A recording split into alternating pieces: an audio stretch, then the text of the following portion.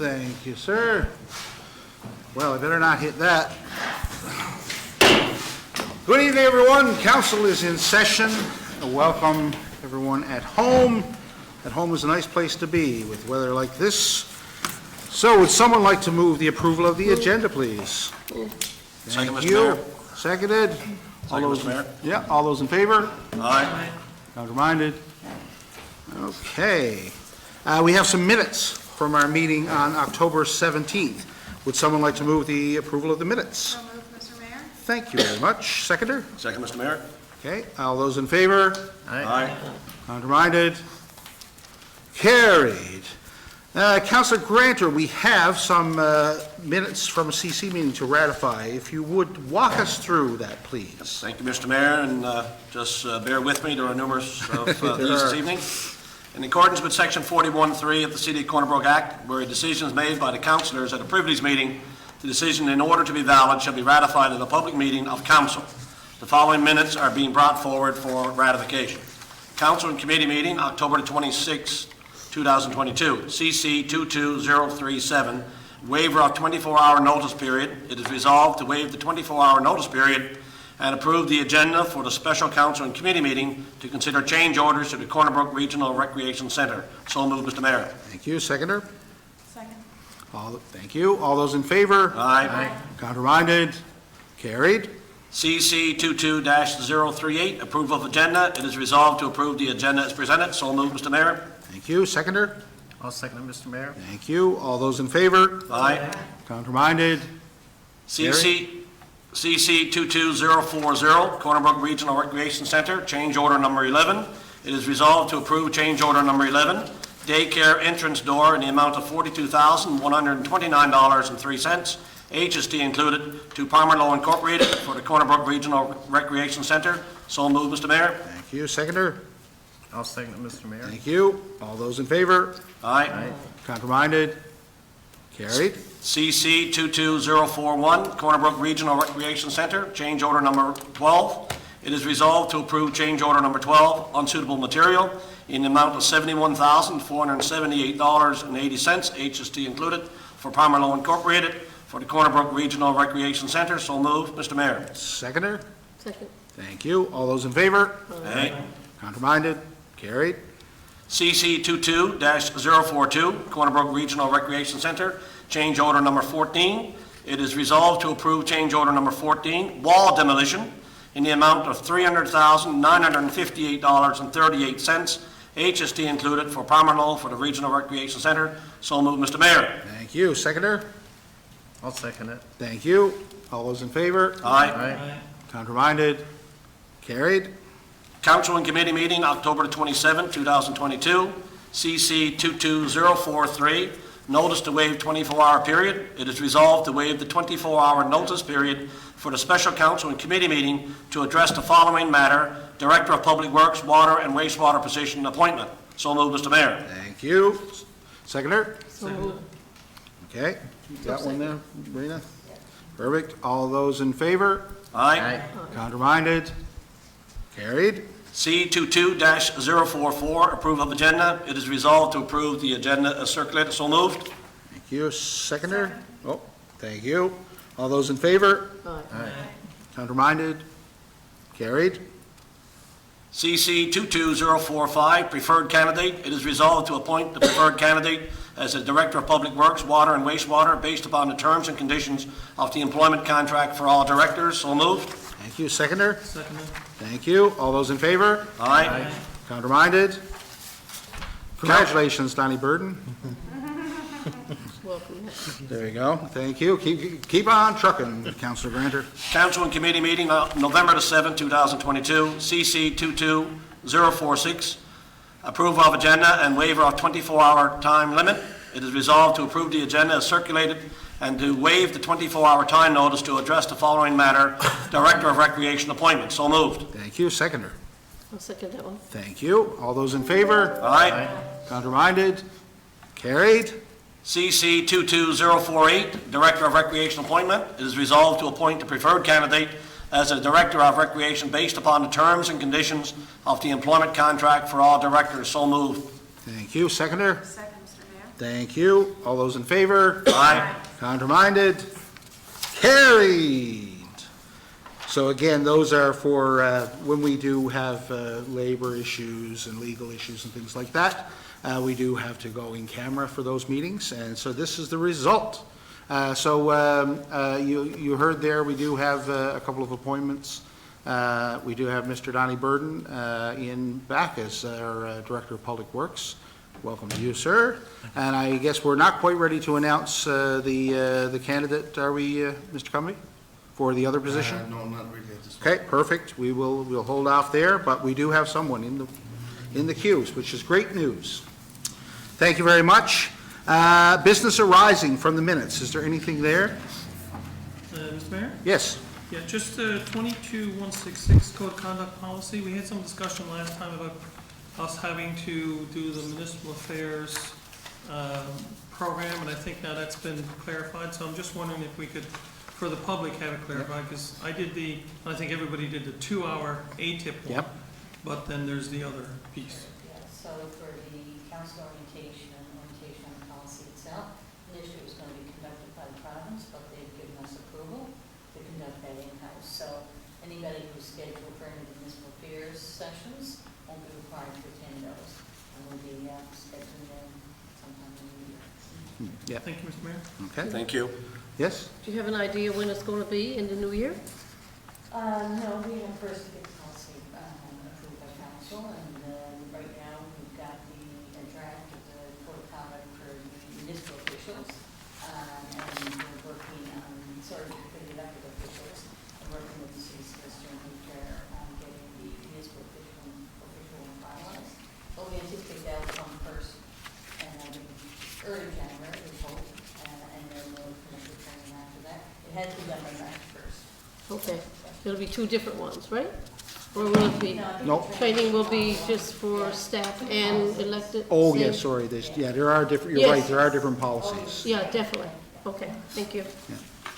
Okay. Anything else there? Minutes? No? Okay. Thank you very much. We do have some proclamations and other things to declare, or we have declared. We did declare October as Rett Syndrome Awareness Month. Of course, the 1st to the 11th of November was declared as Remembrance Period, and it was so heartening to see so many people out, and a parade happened again. It was the first time in a couple years, so again, great job by the Legion, and thank you as always. November, we did a declaration of Crohn's and Colitis Awareness Month as well. And today we were going to do kick off Mad's Project Red Ribbon, but it had to be, I guess, postponed for now. So we look forward to doing that, but it will be for November. Okay. Next, we have development of the land acknowledgement. Deputy Mayor, if you have some thoughts here. I've had many thoughts on this over the last few months and probably last year. I guess every meeting that we go to outside of the city, everybody does a land acknowledgement either before the meeting or introduces the meeting with a land acknowledgement. And I guess the statements are typically made at the introduction of the meeting, gathering events and presentations are featured on organization's website, and even descriptive pages, we could see all this stuff happening. And land acknowledgement recognizes unique and enduring relationships that exist between Indigenous peoples in their traditional territories. So I'm gonna, if it's okay with you, Mr. Mayor, bring a motion forward. Mm-hmm. Be it resolved that the council, the city of Corner Brook, establish a subcommittee to research and explore developing a land acknowledgement for council's consideration. Okay. Excellent. I so Thank you. move. That, Mr. Mayor? You'd like to second that? Okay, perfect. Okay, is there anything he wants to say about that at this point, or are we satisfied to pass this and move on to another, I guess, the next stage, to stage. bring something back to council on it? Yeah, I think you, Mr. Mayor, I think you let staff work on it, put together what a committee would look at and put the committee together, and then we go from there. So. Yeah, okay. Anything else? Mr. Mayor, I would just encourage staff to consult with Hal Duke for starters, and also there's expertise at the university in the Office of Aboriginal Affairs, and they can help staff, help guide them in that process if they require. Okay. Thank you. Anything else? No? No? Okay. Good. Well, let's take it to a vote. All those in favor, say aye. Aye. Counterminded? Carried. Next, we have an expression of interest, Assessment Review Commissioner. Once again, Deputy Mayor.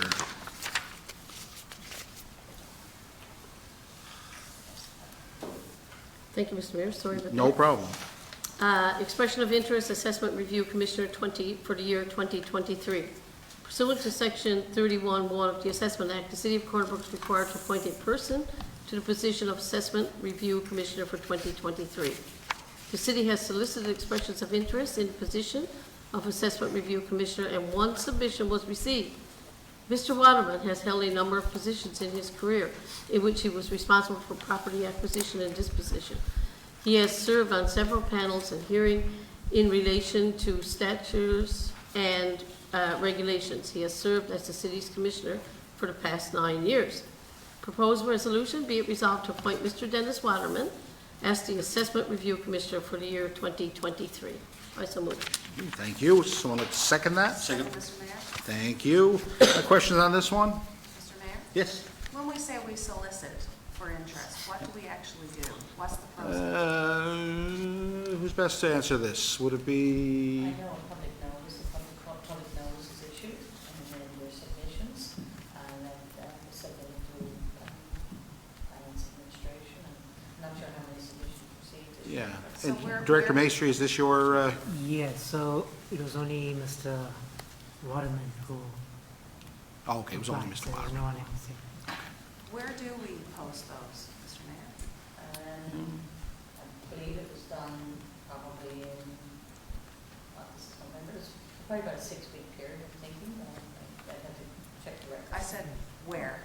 Oh, where? Yeah, On the normal, where we do our normal Website, notices, yeah. so Yeah. salt, the salt wire product Social and, media, yeah.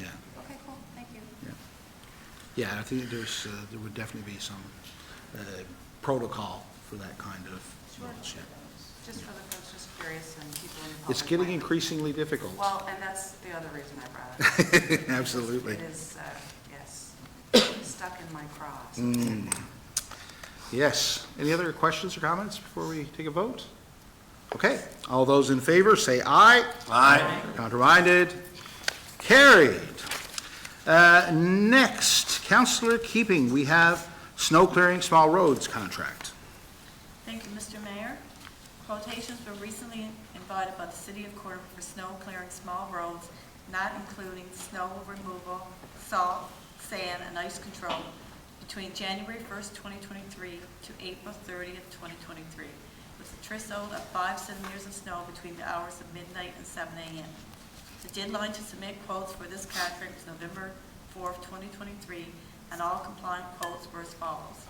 Rico Construction Limited, 40,000 plus HST, and Stimo Trunking Limited, 52,500 plus HST, Four Seasons Excavation, 108,000 plus HST, and Ulmer Arm Contracting, $159,839.12 plus HST. Be it resolved that Corner Brook City Council accept staff's recommendation to accept the quotation from Rico Construction Limited for the amount of $40,000 plus HST.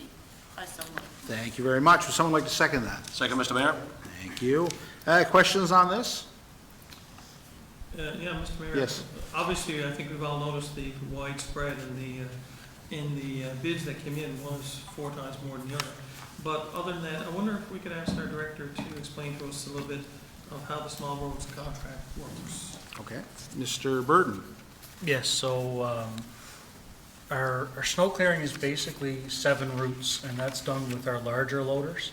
What we've found over the past several years is that there's a lot of smaller lanes and roadways, especially in the older parts of the city, Curling, in the Broadway area, and the Humber Heights, where our loaders are just too big to safely access these streets. So what we've done is we've broken it out into an 8th route, which is our small roads route, and we contract that out because it's, the equipment we have is basically too large for doing these streets. We contract it out so that a contractor can do it in a more timely manner than we would with our larger equipment. Okay, thank you. Any other questions here? Yeah, I'm just looking at the 40,000 for one and 159 for the last one. I don't know how that could be for the same service. Yeah, What do you it think is for about the it? same, and we seen, last year when we tendered this, we seen very similar numbers from very similar contractors. So we're not surprised to see the spread that we've seen again this year. Yeah, thank you. Yes? Are they the same ones that did it last year? Mr. Mayor? No, they are not, no, but this is a contractor that has done work for the city in the past, and we're quite familiar with. And he's well aware of exactly what it contains to have to do side roads? Mr. Burden? Yeah, Yes, yeah, absolutely. okay. Yep. Because I'm like Councillor Griffin, I mean, it's a big wide range from one to the last one. And it all depends on the amount of snow we get too, I guess, so. Yeah, so they're, anything over 5 centimeters, they're required to, they're required to plow. This number is, it's actually, and as expected, it's more than we had last year for the tender. So we're quite comfortable that this contractor is capable of doing it for this money. And it was very successful last year, because I know it sort of cut down on the number of calls we were getting because side streets and small places were not cleaned, Oh, okay. right? So we did have a really good year last year with complaints. Thank you. Okay, thank you. Any other questions? before we Yes, vote? Mr. Mayor, Yes. just one more. So this contract is for January 1st, April 30th, so we still have the remainder of last year's in place now, or what are we doing? Because Winter decided to visit us early this year, Yeah. and I'm just wondering what we have in place for the small roads this year right now. So what we're using right now is, because we're outside of the last year's contract, is we are using our our hired equipment list. And that's what we've always done in the past, is to use the hired equipment list, which is hired contractors.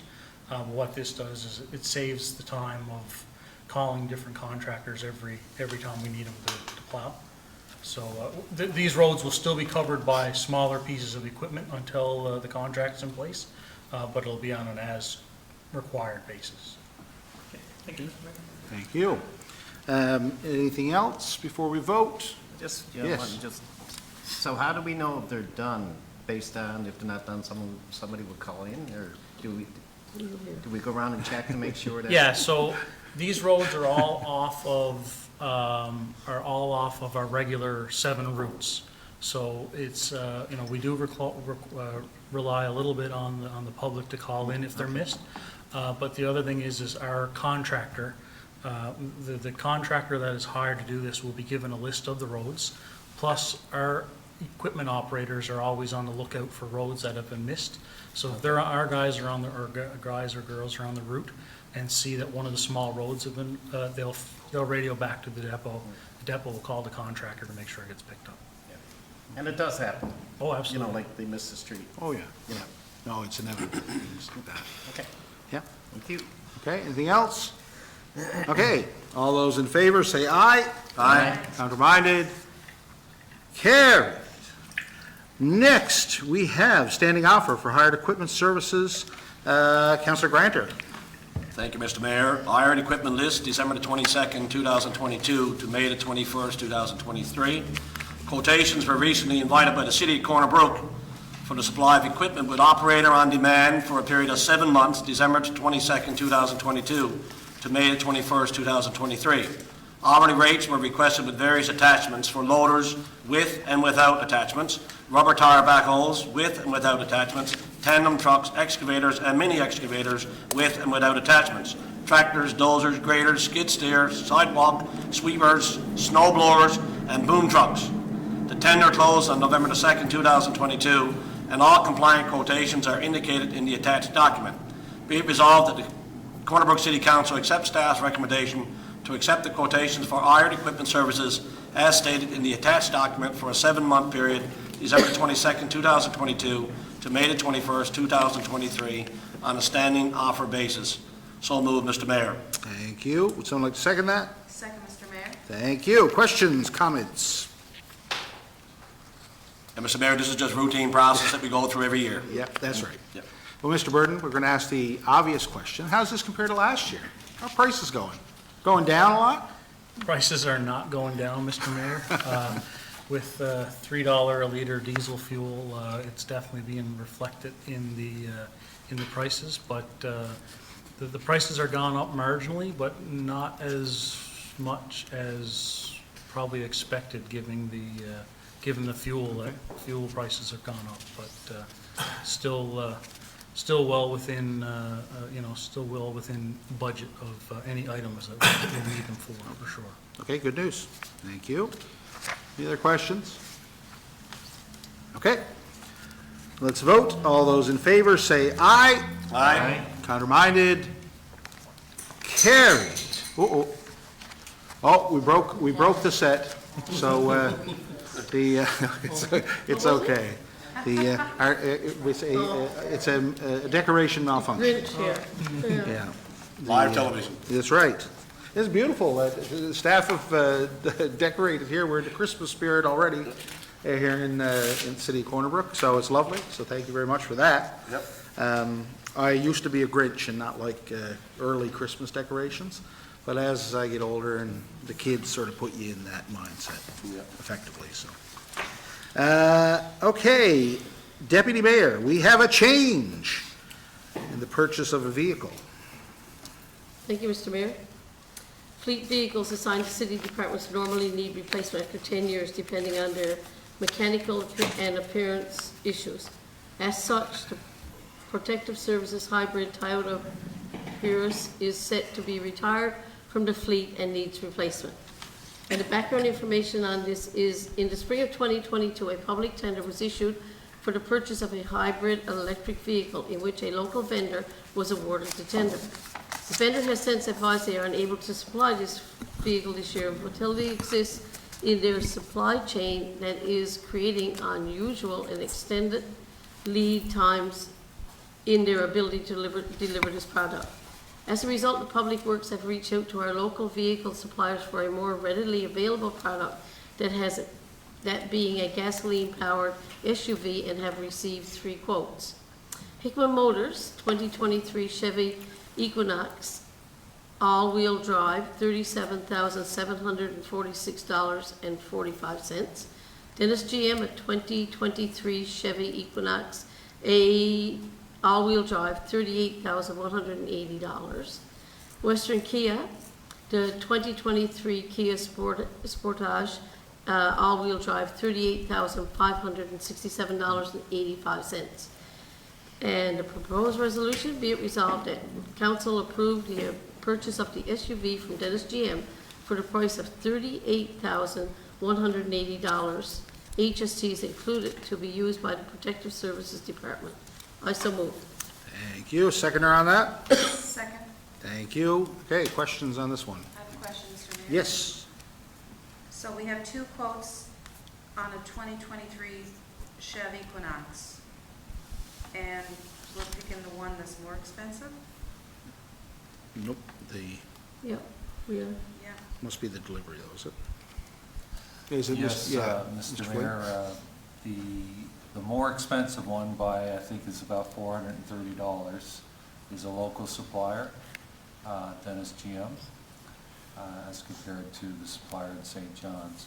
There is a provision in the Public Procurement Act that allows the city to purchase from a local vendor within 10% of the purchase price. I'm not sure if it's 10%, but within the percentage, and that does fall within that percentage amount.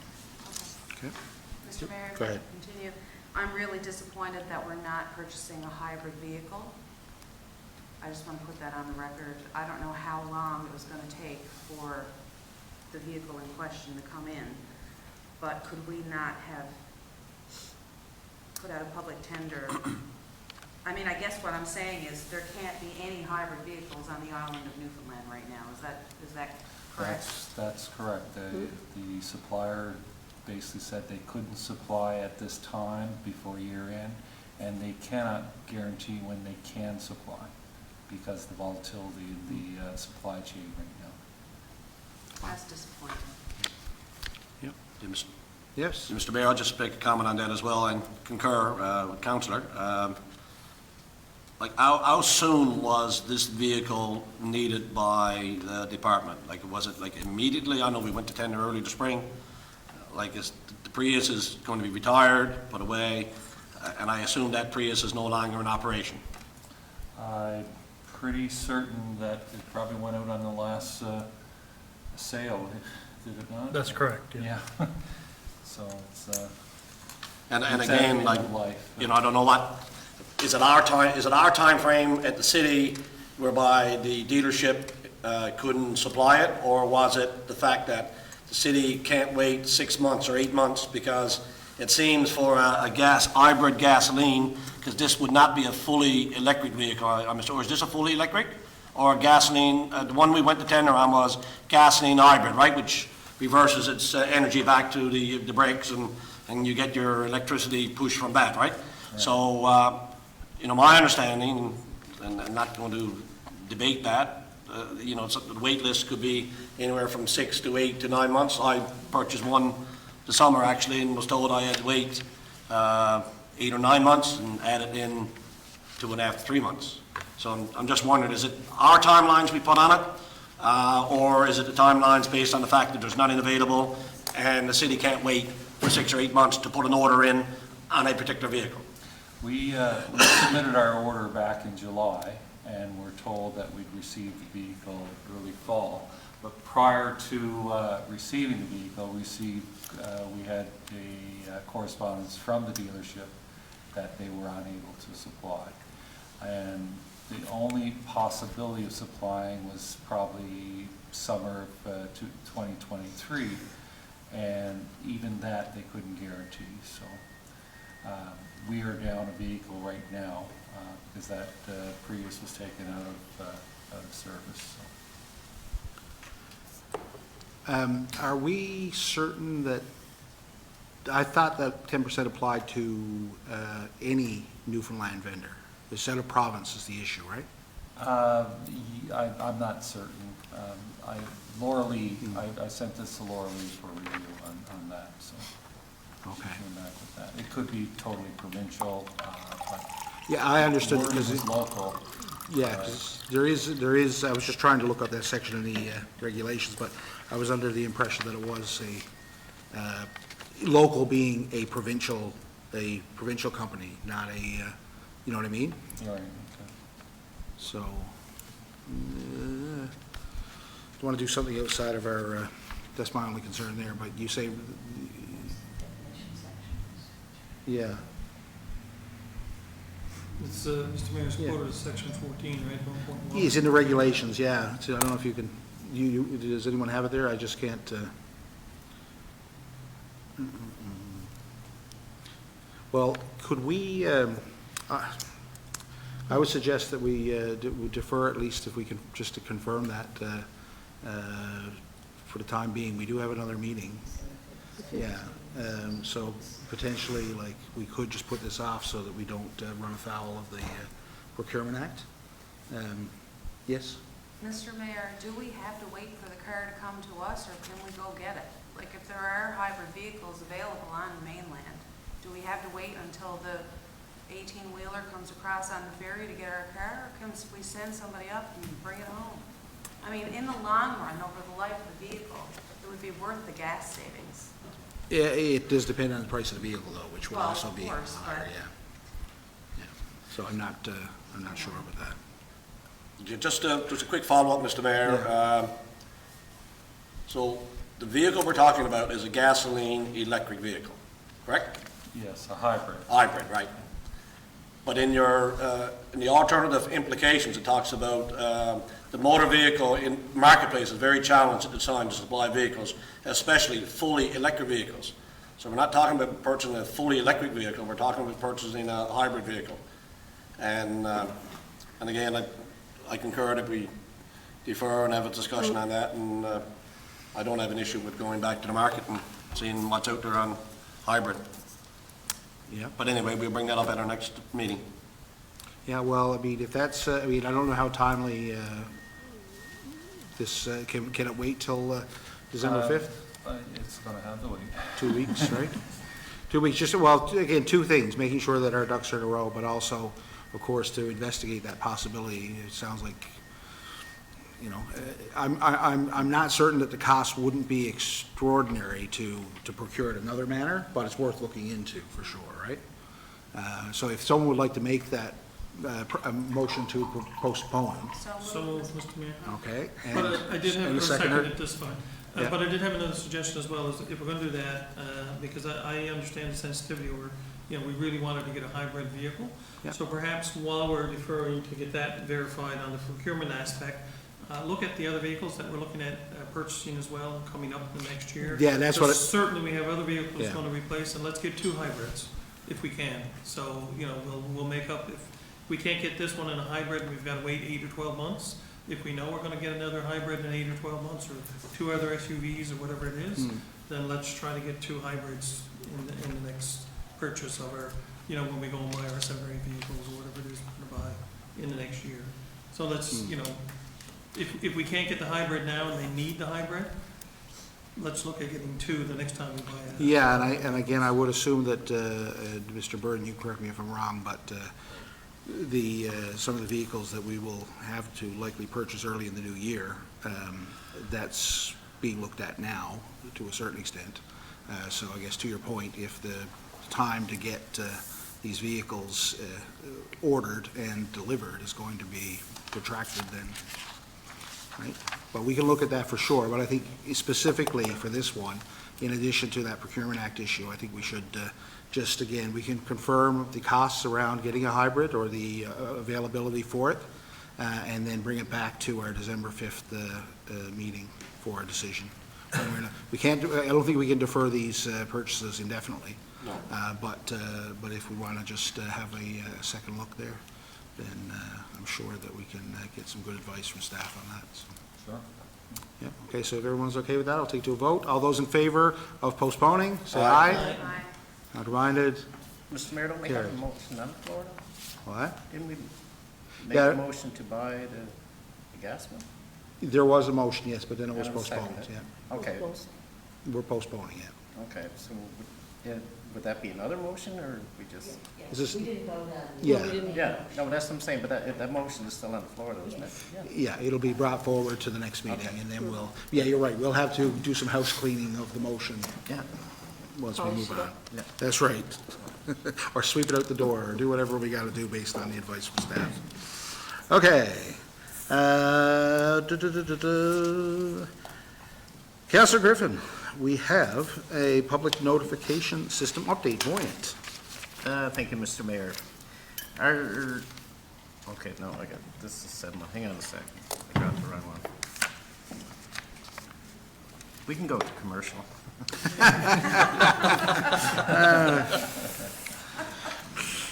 That's how it works. It's 7-1, right? 33, it is, page, Okay, hang on. 7-1. paper copy. My mom is watching and she's not going to be impressed. Okay. Thank you, everybody.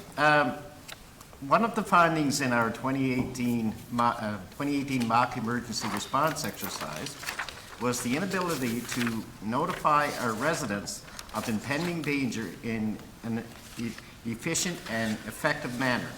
Protective Services has been working to close this finding by availing of a public urgent notification system. This need was further emphasized by the recent Hurricane Fiona and the question, how does our city notify our residents of a need to evacuate, etc.? The city has been using the Voyant Public Notification System for fire department staff notifications and is now progressing to using the system for external notification of water outages, road closures, and public tenders, while simultaneously affecting its use for emergency notifications. This system is now operational and city staff will diligently working to conduct most its external notifications via this tool. Work is underway by our communications officer to inform and encourage our residents to register for notifications. A soft launch cutover date is scheduled for December 1st, 2022, for outage notifications, road closures, and tenders. Yeah, that's just for information purposes, Mr. Mayor. Yes, thank you. Questions on this? Yes, go ahead. Yeah, so Mr. Mayor, when we do the rollout of weather, so people can sign up for alerts, is this how this is gonna work? Yes, Mr. Flynn. Yes, Mr. Mayor, the system will require the residents of the city to subscribe to the database or the application. And it's designed to replace our email system as well. Right now, we use MailChimp. That system is going to be discontinued, and we are going to move to the Voyant system. Yeah, it's going to require a lot of communications, of course, to get Yes, people. and we've engaged our communications officer in that regard. Yeah. Yes, So, yes. Mr. Mayor, there's a significant number of people, I think, that signed up for receiving notices now. Will they be migrated over, or will they have to sign up again? Again, Mr. I Flynn? can answer. Yeah, go ahead. Mr. Mayor, they will be required to resubscribe, because of the data privacy law. They would be, and we're moving to a new platform. But they will be notified by email of the system coming into place and provide the link to do so. And it's a very simple subscription. Yeah, these are the kind of things, if you have kids in school, you get notifications all the time, and it's great. And I hope, and again, people will, I think, see the benefit of getting these updates, especially, you can imagine, road closures, water outages, things like that. It'd be very specific to the people who need it, so that's the idea. Yes? Yeah, Mr. Mayor, the Voyant public notification system that we're talking about, is that the system that's being used by other jurisdictions in the province currently, or is it, or are there multiple different systems that are being used? I do think, from a previous meeting that you and I were involved in earlier in the fall, that some communities in the Bay of Islands, or at least one community, may be using a system of some sort. Would that be the Voyant system, or would that be, I don't want you to speak for other communities, but I'm just wondering, is there multiple systems that are around, and like, is this something that we purchase ourselves? Is this something that's sponsored by the provincial government, federal government funding? Is it our current system? Where do we stand in making this decision to move with the Voyant system as opposed to something else? Yep, Mr. Flynn? Yeah, when we did this 3 years ago, actually, or 2 years ago, we put out a request for proposals, and there were several companies that presented to us. Voyant, we started off with Civic Ready was the company that we selected, and we had them, we had the platform. We were notified midterm in the contract that they were pulling out of Canada, and they had recommended us to secure a new vendor, that being Voyant. So we just moved our product right over to Voyant at that time. This system is used by other municipalities, across Canada and in Newfoundland itself. And I'm quite certain there's one community across the bay that's using it now. Okay. Okay. Thank you. Thank you very much. Next, we have another information report on an interesting opportunity, the International Cities Partnership. Councillor Pender, would you please tell us about this? Yes, thank you, Mr. Mayor. The City of Corner Brook partnered with the Town of Stephenville with the International Exchange Program, the International City Cooperation Program, Acting for a Green and Inclusive Recovery. This is a city-to-city cooperation program between the European Union and non-EU cities in Canada that focuses on multiple current issues ranging from climate change, circular economy, to immigration challenges and solutions. The program involved working meetings and one study visit abroad opportunity for participating cities. The program is fully funded by the European Union. In August of 2023, the cities of Stephenville and Cornbrook hosted participants from Saint-Germain-en-Laye in France to Newfoundland. During the visit, sessions were scheduled with our regional partners, including Grenville, the College of North Atlantic, the Halibut First Nations, and the province of Newfoundland and Labrador. And in November of 2023, Saint-Germain-en-Laye welcomed representatives of Cornbrook and Stephenville to their city. During the week of October 30th through November 4th, the city manager, Mr. Cumby, myself, the mayor of Stephenville, Mr. Tom Rose, and the town manager of Stephenville, Mr. Colin Maddock, traveled to the city of Saint-Germain-en-Laye, a city of 40,000 inhabitants, situated just 20 kilometers to the west of Paris, as part of the International Exchange Program administered and funded by the European Union. This was the return visit to Saint-Germain-en-Laye, whose representatives visited Cornbrook, as I mentioned, and Stephenville in August of this year as part of the ICP Acting for Green and Inclusive Recovery. Saint-Germain-en-Laye is a dynamic, environmentally friendly and prosperous city. It is distinguished by a large number of expats and education institutions, among which the International High School is a unique facility in France. Over the past 5 years, the number of migrants and refugees has increased significantly, and the municipality has initiated several projects and measures for their inclusion, trying to enhance their competences and help them make a decent living. Some of the themes of cooperation, Some of the themes of cooperation were an interest to expand sustainability. Food is a cultural mechanism for cultural integration, climate change sustainability, boreal systems and forestry, labor and access to immigrants and economic migrants. So what we saw, our days were filled with visits to local projects initiated by the City of Saint-Germain-en-Laye, with city councillors and city staff who shared their philosophy, practicality, and programming of their initiatives with us. One such project, the Axiom Project, the city is divided into 2 sections, with the majority of immigrants living in social housing in one section of the city. In order to help these immigrants integrate into the community, they come from 40 different cultures. The city worked with the housing provider to allocate 1 unit to help newcomers learn basic upkeep and maintenance of the unit with daily lessons and simple things like food preparation, changing a light bulb, painting a wallpaper in a room, and so on. All things that local people would take for granted. And just for ourselves, for instance, when you think of it, we go to Europe, they use 220 current, we use 110.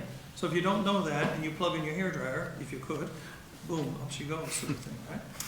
The city has also dedicated a learning gathering space where volunteer ambassadors from the local immigrant community work with people from all cultures to bring them together to share space, provide activities for their children, including robotics and literacy. And they even have developed community gardens for the local residents to grow their own food right in their own courtyard, all of which was provided by the city and the local property owner. This initiative is an inclusive project of the city and led by one of their councillors, Paul Joly, who oversees the program with the support of the city and other agencies. We also had a very rewarding and moving visit to the Normandy landing beaches, which was very apropos, just ahead of November the 11th. We also visited the Juno Beach Center, including a guided tour of the German bunkers that still remain. On the way to Juno Beach, we stopped to visit the little town of Varaville, where we were greeted by the mayor and councillors and a retired French general, who explained to us the strategic importance of the town and the events of June 5th and 6th in 1944, when paratroopers from the 1st Canadian Parachute Battalion landed ahead of the Normandy invasion to secure the area and blow up 2 strategic bridges over La Dive and La Divette, 2 little rivers, in order to prevent a German counterattack. We were then invited by the mayor to pay our respects at a local memorial to those Canadian soldiers. It was erected to honor them and those who lost their lives at Varaville, where Mayor Rose and myself, on behalf of our 2 communities, laid a wreath. All of this to underline the importance and the value that the French still place on Canada's contribution to the Norman invasion on D-Day and the liberation of France and Europe during World War II. And they haven't forgotten, and they are very appreciative of everything that the Canadians did during World War II. We also visited the Saint-Germain-en-Laye Forest, which comprises 90% of the surface area of the city of Saint-Germain-en-Laye. The forest is a key part of the city's sustainability plan as they work towards a zero carbon footprint. Waste from the forest, such as felled trees and branches from storms and natural events, are then processed and transported to the local district energy system that uses 3 separate systems to provide heat and hot water to meet 60% of the needs of the public and private buildings and apartments and houses in the city at a cost that is about 30% less than other types of heat. There's a gas turbine for a quick startup. There's a geothermal system that also provides water for domestic consumption.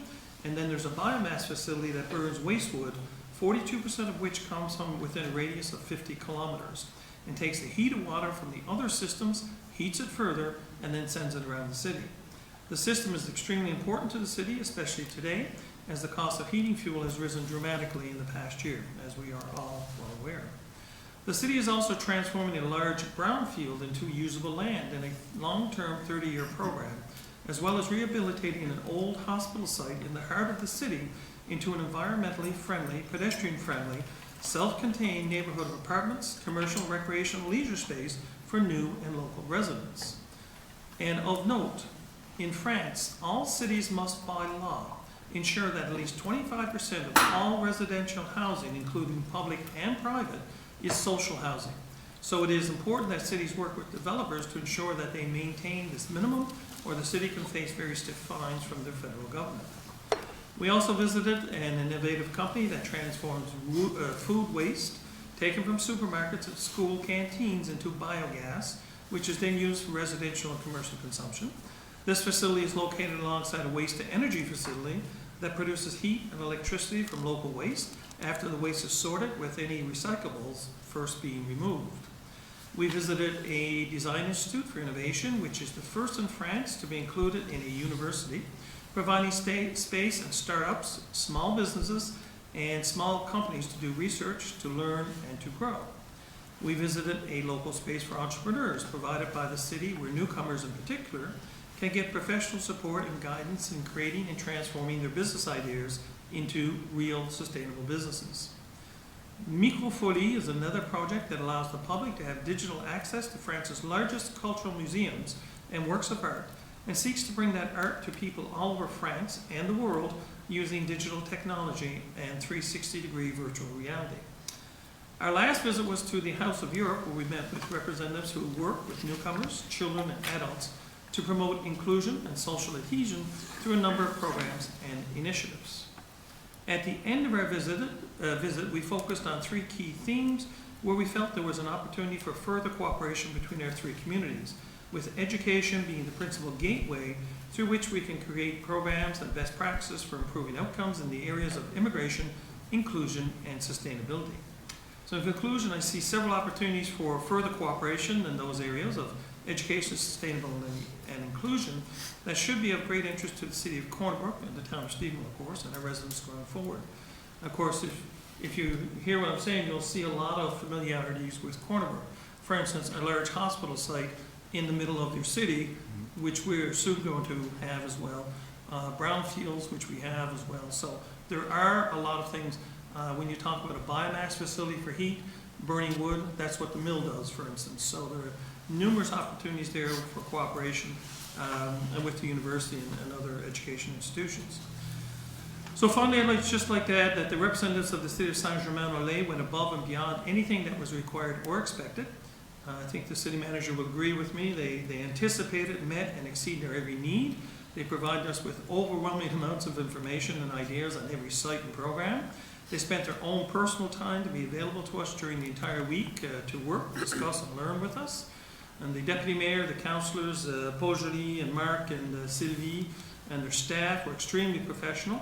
And most impressively, everywhere we went, they greeted us in English. The staff did in all of the different departments where we went. Some of them were put on the spot, and the city manager walked in and said, "We have a delegation here from Canada. You're going to tell them what you're going to do here. You have 10 minutes, hit the key points, and you do them in English." And they never batted an eye, and they did the best they could, and it was really appreciated by the group. I don't know if the city manager has anything else to add, but I will say it's probably one of the most valuable and best learning programs that I've ever participated in. And certainly thank the city for the opportunity. And hopefully some of the things that we saw there that we can work with Saint-Germain-en-Laye and Stephenville and some of our institutions maybe to create those connections and go a little further. Okay, excellent. Well, Thank you very much. I don't have anything to add. It's very detailed and very hits all the pertinent points, and I thought it was very informative as well, and there was a lot of information, and they're really serious about this, and about partnerships that they can have with Canadian cities, including our own. And it's interesting to see some of the things that they've done and how we can grow from that, and they're hoping to learn from us as well. So. Excellent. Well, thank you for that. Thank you for that very detailed report. That's, again, it's not all fun and games when you go and travel. You do a lot of work. Mr. Mayor, could I just make a comment? Yes. Yeah, I too want to thank our delegation that went, but as Councillor was doing his presentation, a thought came to mind, and it can be dismissed if we want, but over the years, we always get people that leave council chambers and travel within the province to conferences and committees, and nationally, and in this case, internationally. But I think this is the first time that I've sat in council chambers over now 5 years, and I've had a report brought back from anyone that have left and gone on a delegation.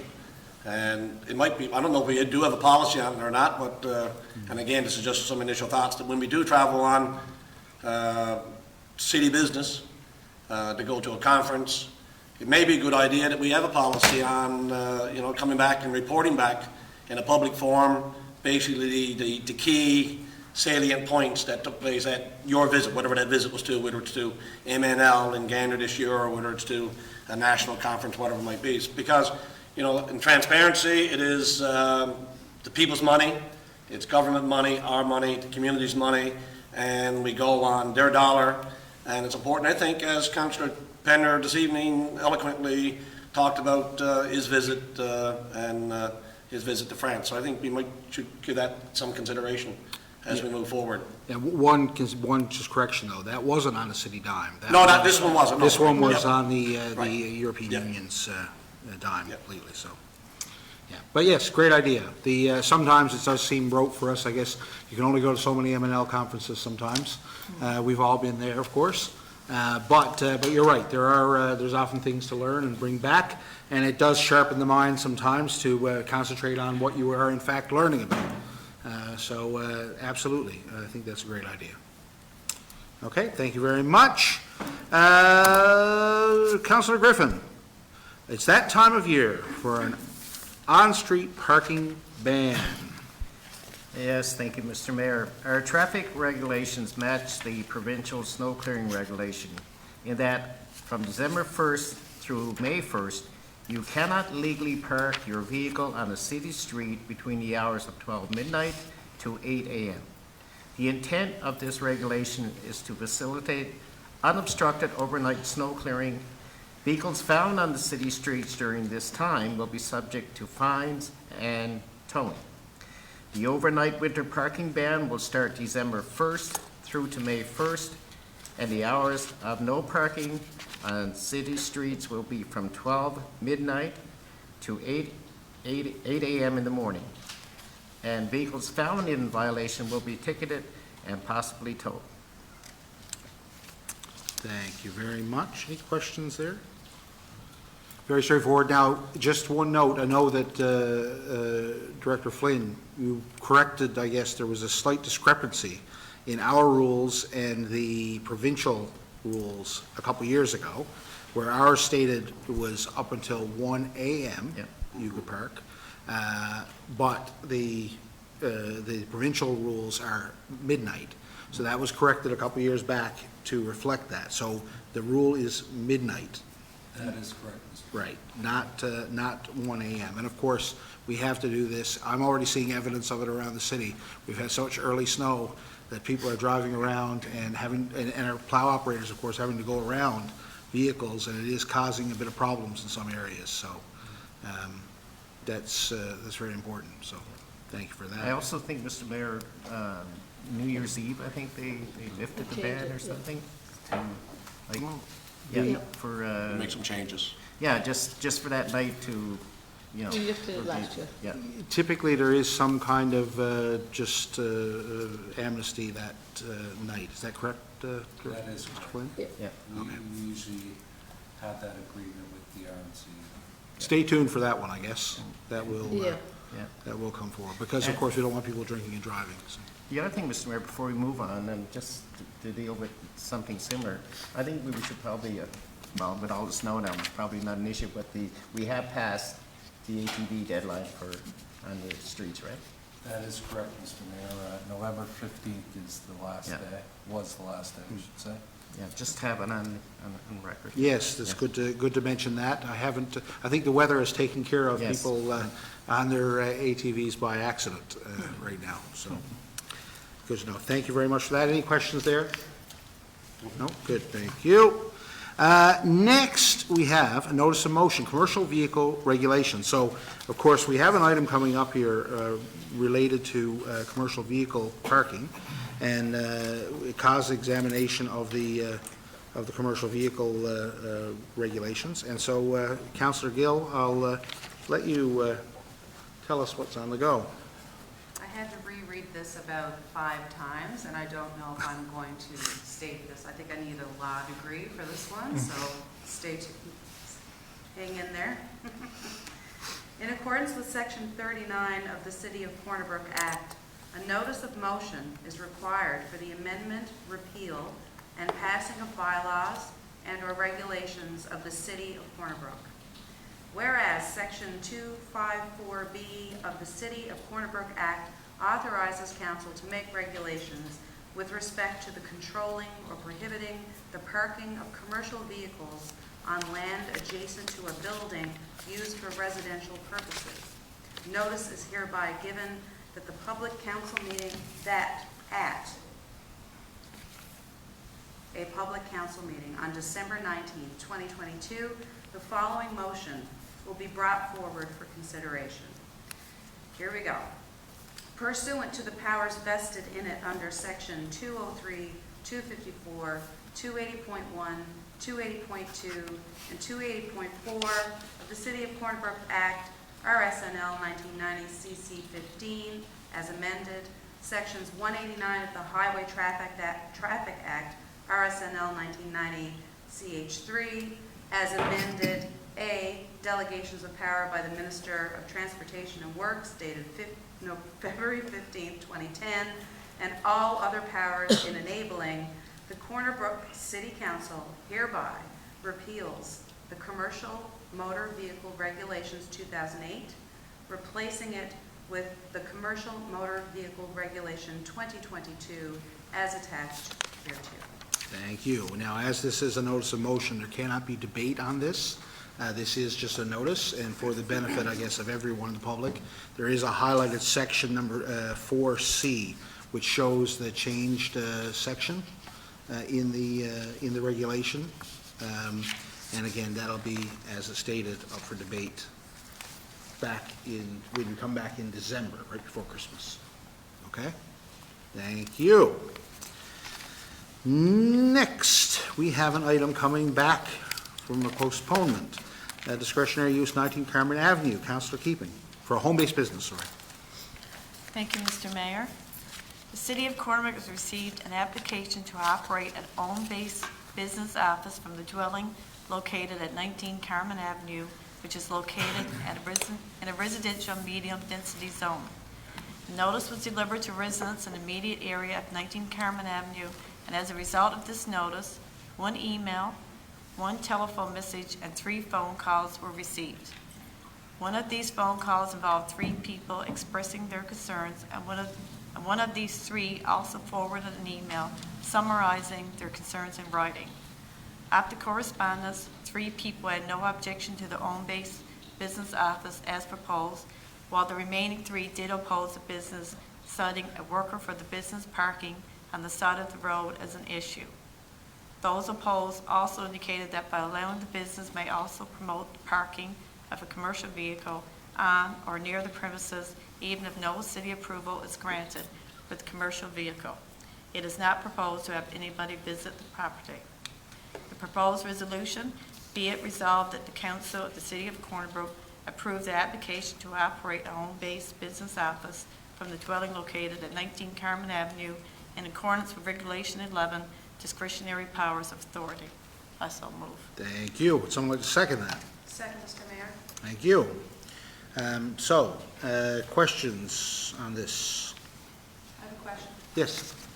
What does it mean it is not proposed to have anybody visit the property? Again, I'm assuming that's a client of some kind, Mr. Charters? Through you, Mr. Mayor, yes, that's the intent. It's not a business where you would see people visiting the property. Okay, I understand now, thank you. Yep. Any other questions on this? Okay. This one's pretty straightforward, it seems. Okay, we'll take it to a vote. All those in favor, say aye. Aye. Underminded? Carried. Next, Councillor Gill, related, a little different.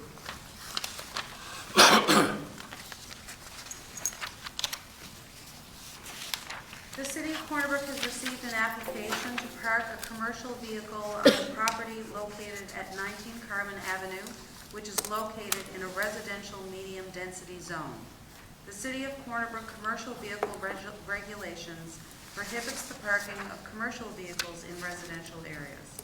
Upon receiving a written request, council may grant a permit to park a commercial vehicle on residential area as per section 4C of the referenced regulations.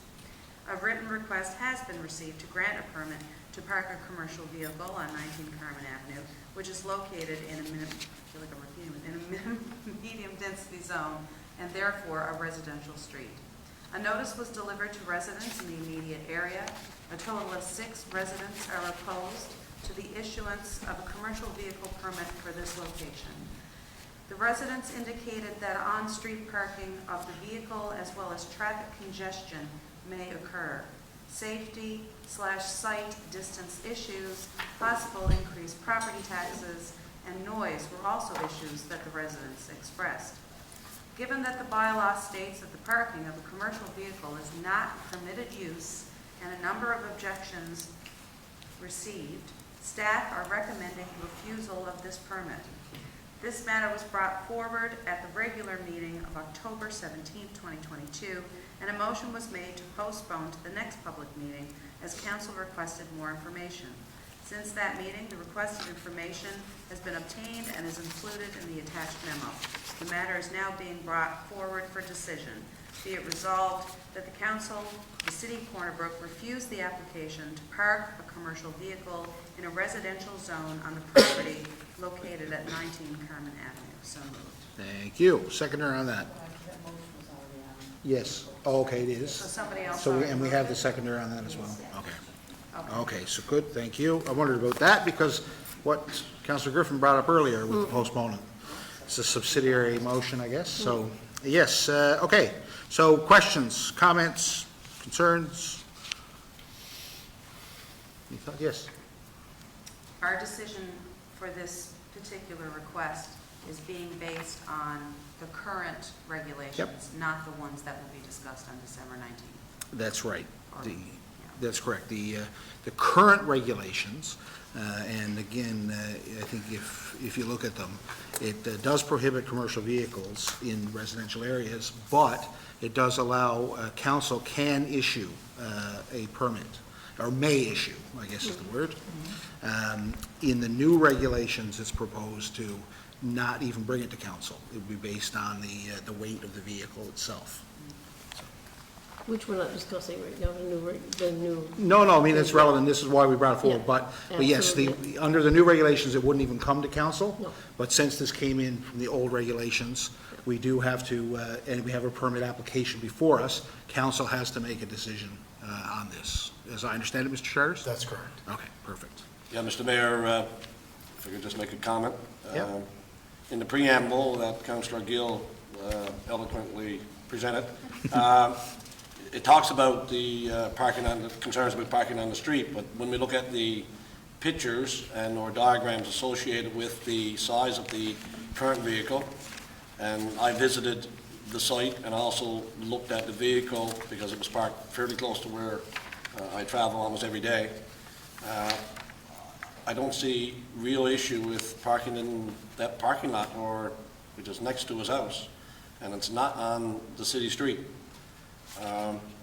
From the evidence that's presented here in those pictures and diagrams. I don't know if all the councillors got something different or sees it different than I do. Yep. But, Yep. From what I see in the presentation, Mr. Mayor. Okay, thank you. Anyone else have any questions? Mr. Mayor? Yes. There's some information that we were given the last time that was not in this package, but there was some comment from staff, unless I'm not seeing, that there was sufficient space staff felt there was sufficient space to park that vehicle there. It's there on page 59. It's there somewhere, isn't it? Yeah, a few pages in, there's the memo. Memo? Okay. Yes, it is So, there. and then at the meeting, we were told it was a boom truck, which I imagine something with, 8, 12 axles, or whatever it was. Apparently, that's not the case either. I was down and had a look at this one. It has 2 axles, I believe, set of double wheels on the back, and it's a big truck, but it's not a massive truck like I was thinking it was at the last meeting. So I really have no issue with them parking the truck there. They have sufficient land, as long as they're parking in their driveway, not on the road, which I assume they can't do anyway. So I won't be supporting the motion. I'll be voting against, because I think there's ample opportunity for that person to have his business there and the vehicle parked in the driveway, which according to staff is large enough, more than large enough, to accommodate that vehicle, the homeowner, and the apartment business and everything else that's in there. So I don't have a problem with it at all. We see similar around the city now as it is, so I'll be voting against the motion, Mr. Mayor. Okay, thank you. Anything else? No? Would this vehicle be permitted under the new rules? No, not. Okay. Is it because it's too large? Yes. Okay. Okay. Any other questions? Nope. Okay, let's take it to a vote. Just going to make sure what the motion is. The motion is to refuse the application. Okay, so if you're voting yay, you're voting no. If that makes sense. Got it. Okay? So those in favor of refusing the application, say aye.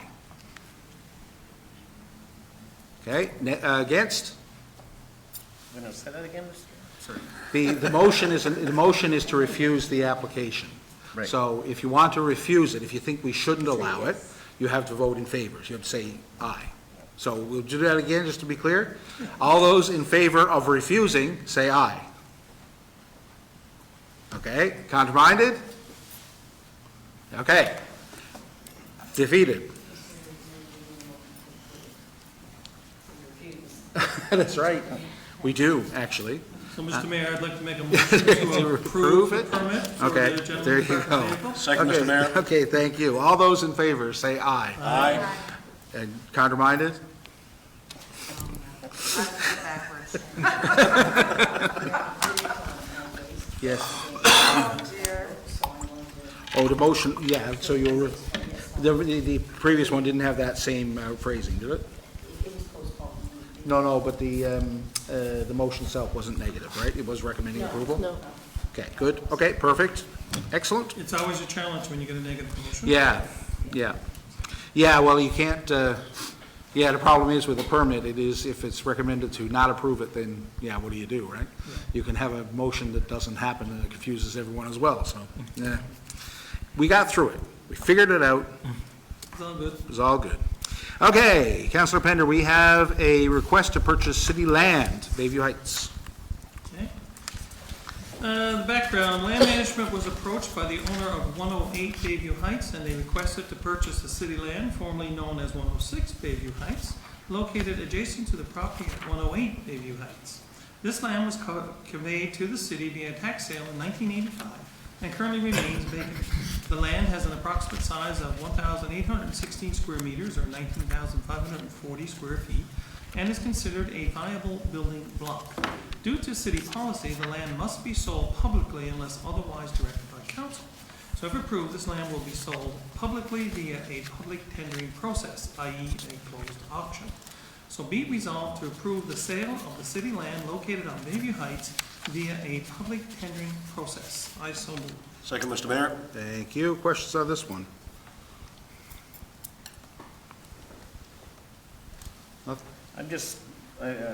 1985, that's a long time ago. I'm just wondering why nothing has moved on that. Is there a reason? Did we receive a request for this, Yes.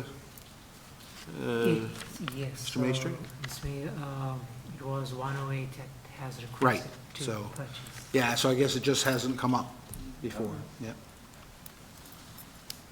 Right. Anything else? Okay. All those in favor say aye. Aye. Counterminded? Carried.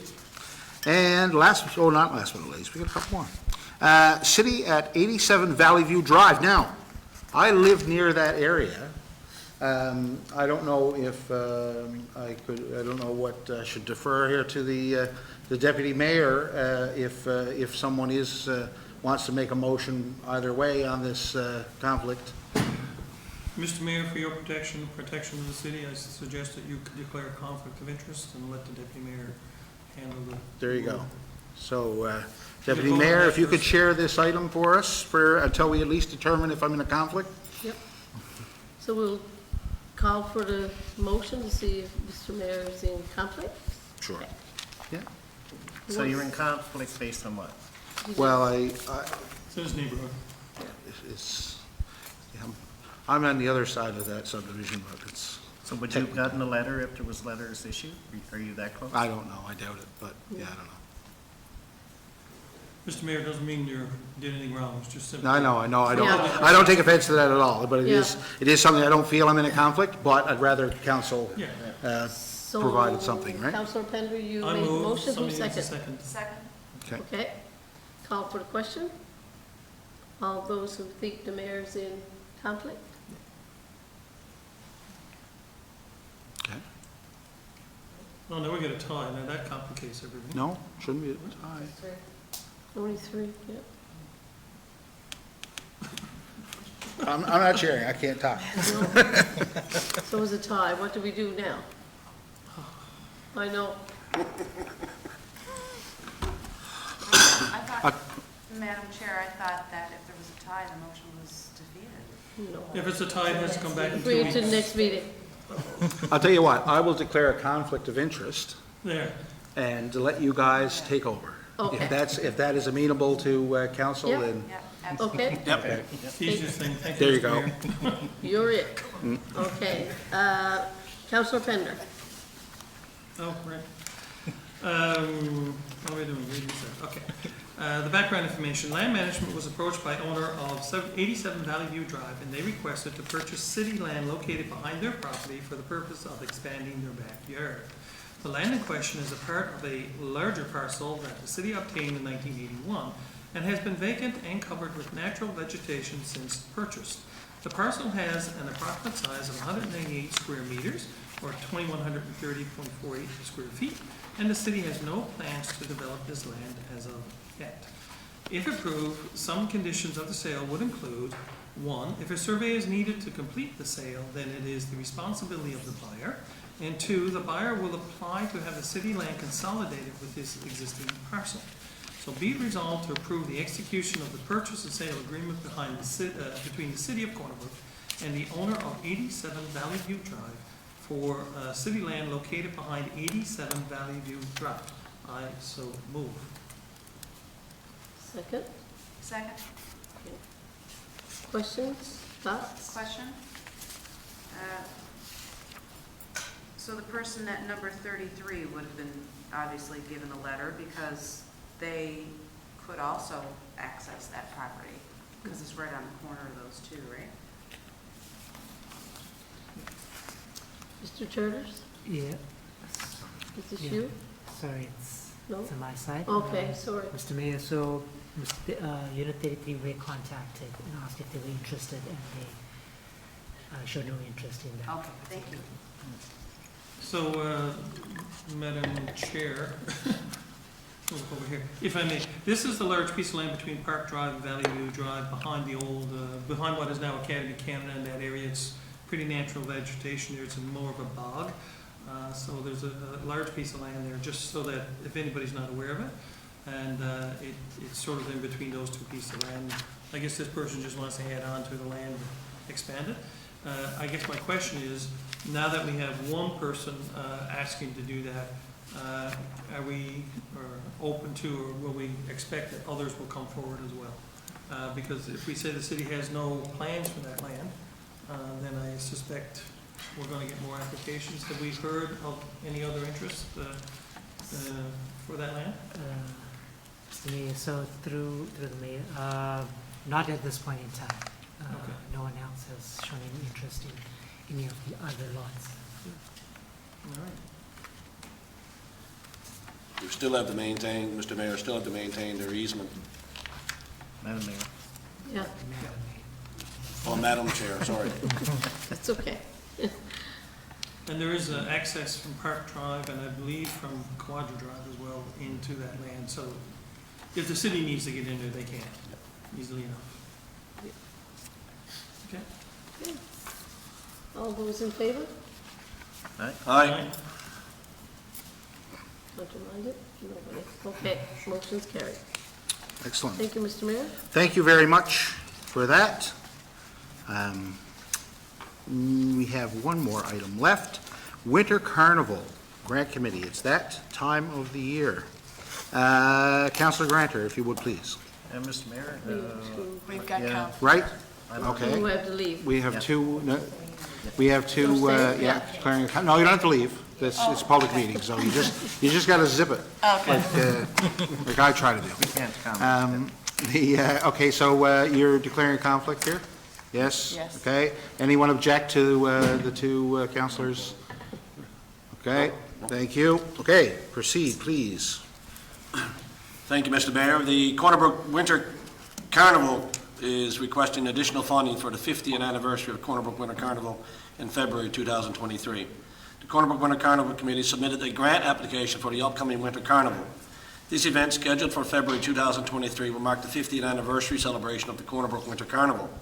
In recognition of this significant milestone, the Carnival Committee is planning a major celebration and is seeking additional financial support from the city over and above what is normally allocated. Typically, the City of Corner Brook allocates $10,000 toward the opening ceremony of Carnival. This year, the committee is requesting a grant of $36,445. As per Grant Policy 11-04-04, an internal staff committee comprised of representatives from the Finance, Tourism, and Recreation Division reviewed Carnival's grant submission and are recommending providing grant funding in the amount of $23,600 to mark the 50th anniversary celebration of the Corner Brook Winter Carnival. In assessing the grant application, the grant committee took into consideration the program of activities the Carnival Committee is planning to mark the 50th anniversary, the need to reestablish the Corner Brook Winter Carnival as our marquee winter festival, especially considering its 2-year hiatus due to the COVID-19 global pandemic, and the event's alignment with the overall strategy of our STAR initiative. It is staff's recommendation that the approved grant funding be distributed over 3 events, including the opening ceremonies and 2 other major events that are still in the planning stages. In recognition of funding, the city will be requesting recognition as a major sponsor for all 3 events. In addition, tourism staff is developing city events to coincide with Winter Carnival. Grant allocations in excess of $10,000 require council approval, and the proposed resolution resolved to approve a total grant allocation of $23,600 for the 50th Corner Brook Winter Carnival. So moved, Mr. Mayor. Thank you. Seconder on that? So, second. Thank you. Questions on this one? Yes, go ahead. Okay, so it says in this year's committee is requesting a grant of $36,445. Then down towards the end, it says we always give $10,000. And then down towards the end, it says 23,600. So is it 23,600 plus the 10? No, I think that's if you see, they're reallocating 13,600 in addition to the 10 standing. Okay, So the total is the 23.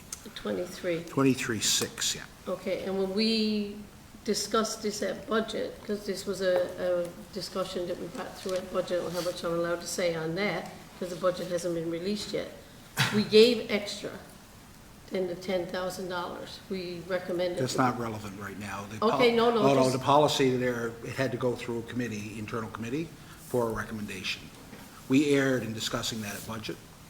Pardon me? We erred as a council when we discussed it at budget, because we did have to go through the We committee. weren't supposed to discuss it at budget? No, it was, as we said, that's why we ended up not making decisions on that budget because it has to be done through the committee, right? Okay. It was a big error. No, it ended up, it didn't get included in our budget. It was left in unallocated grants Okay. because we need to follow our policy there. Okay, I was under the assumption we had put the amount in for our budget. Yes, We had but discussed it. under grants, we Yes, have okay. some standing Yep, grants. okay. And then we have unallocated. So you can see there from the Just want to financial. clear up any confusion. Yeah, no, from the financial impact, it says the annually, that $10,000 is allocated to Winter Carnival Operational Grant. The remaining balance, 13,600, would be allocated under the grant budget for special events festivals. So there is an amount there that we have, I don't know how much, and again, come out with budget, but there is an amount unallocated because we do entertain grants throughout the year, of course, multiple times during the year. So, Mr. Mayor, the bottom line is that the request is for 23,600 Yeah.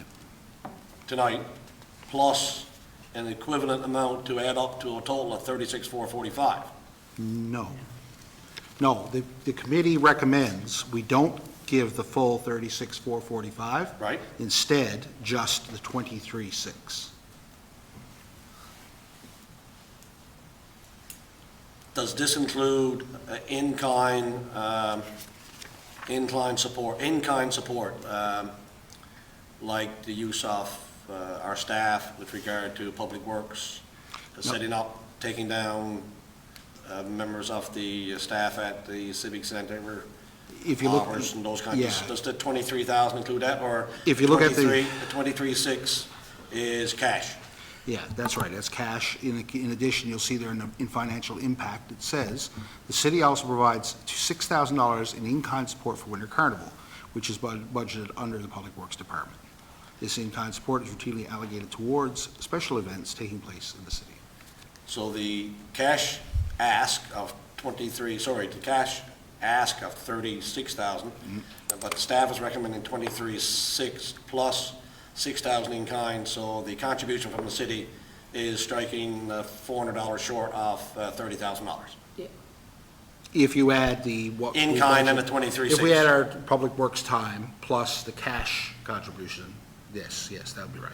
But I'm assuming that the request for the grant was cash, not included, because they wouldn't necessarily be aware of what we budget for things like blocking roads or moving snow and doing those types of things, right? Yes, go ahead. So, Mr. Mayor, I'm just a little confused on the grant request, because when we discussed this early in the year, the grant was well over, I think it was $50,000, plus the city's in-kind on top of that. And we had some discussion on that. We came to some sort of consensus at the time, and then it came back to committee. So now the committee's, it says the grant request to the committee was $36,000. Yep. So has this changed? For instance, the opening, has that changed, or where did the request change from what it was to this request of 36,445? From my understanding, the opening is originally going to be in the summer, but now it's going to be its normal. So it's going back to the park? Yes, yeah, that's my I see, understanding. okay. All right, and so what we're looking at is the 10,000 we normally give, plus then we're looking at 13,000 on top of that, plus 6,000 on top of that. Well, 6,000 would be included. Which is their in-kind. Normal.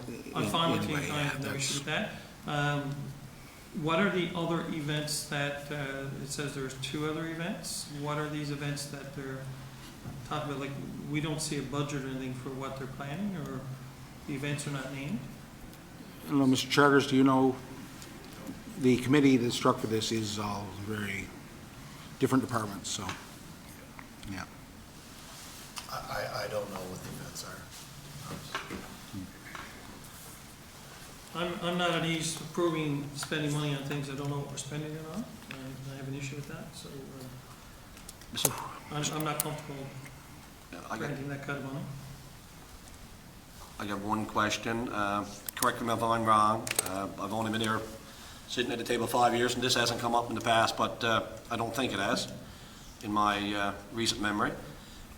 when groups ask for more than the standard, say 10,000, don't they typically have to present their budget, their operating, show the city their financial statements or financial information before council are permitted to make a decision beyond the $10,000? I thought I read that somewhere since I've been on council. Correct me if I'm wrong, and I pass that over to staff to even correct me or put me on the right track if that's the, And my understanding is that, yeah, okay, so they've submitted the financial statements to the committee, yes. to the committee. Okay, because, Mr. Mayor, that wasn't the case when we discussed it during the budget. So they got them since. Yeah, again, it sounds to me like the proposal that was presented earlier is completely different now than it was presented to the committee, so the amounts are different. I think the description of the events here, where does it say how many events we're talking about? We're just talking about spreading it out over a number of events instead of the one event, of course, which is different. Yeah. I'm not sure if the director has any additional information. Yeah, Mr. Maestri, do you know, No, nothing additional to what is in the report. I know one of the events that I understand and I'm very inclined, I think, is some events, outdoor events in the downtown area was one of them.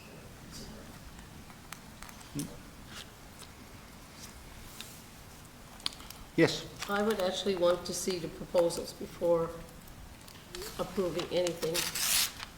I just feel right now that we're trying to make a decision on what ifs or what could be or events that may happen, or how do we know the exact cost or what it's going to entail?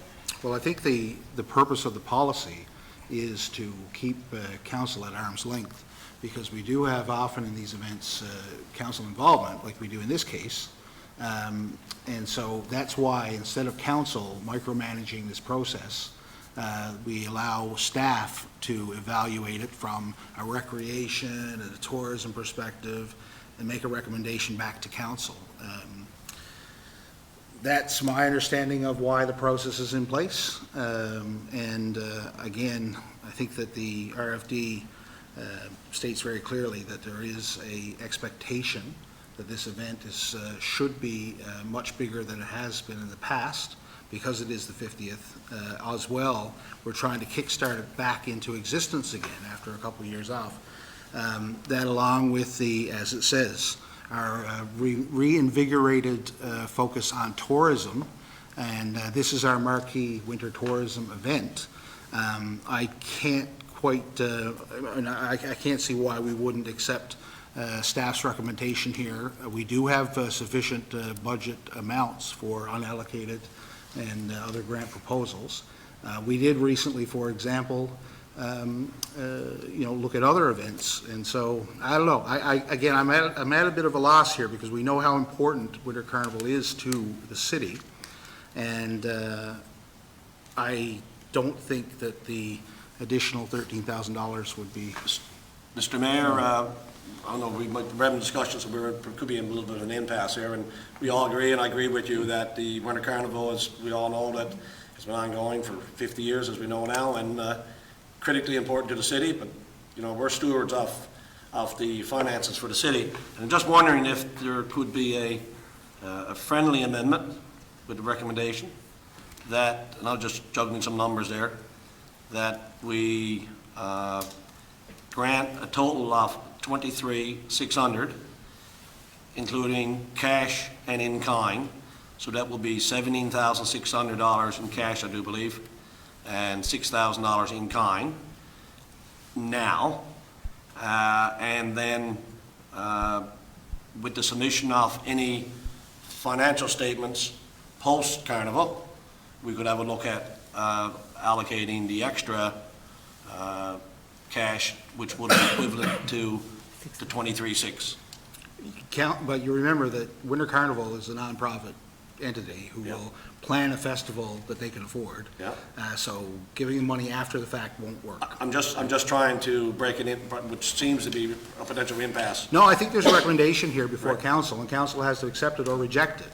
And if we don't want to accept it, and we want to, I mean, again, we can go through it again. I'm at a loss with this one, I'll say personally. I don't quite understand why we're even debating this, but it seems odd.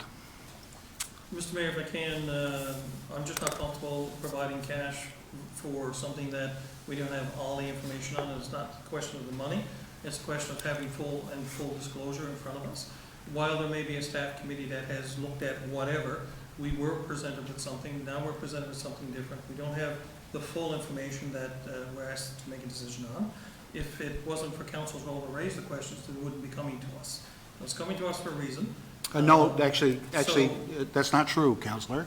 It was brought, Mr. Mayor. it was brought this way, sorry, Can I finish my I'm the point? chair, please.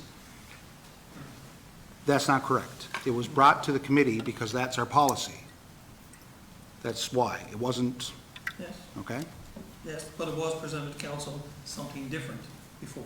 We received correspondence from the, And we spent a fair amount of time going through it. Okay, so that's my point, is that this is something different. We don't have the full information of what it is and what we need to do. I wasn't aware that we had received financial statements until now, so that was something new as well. So I'm going to recommend, Mr. Mayor, that we postpone, is that the correct word? Till December 5th, we have a meeting?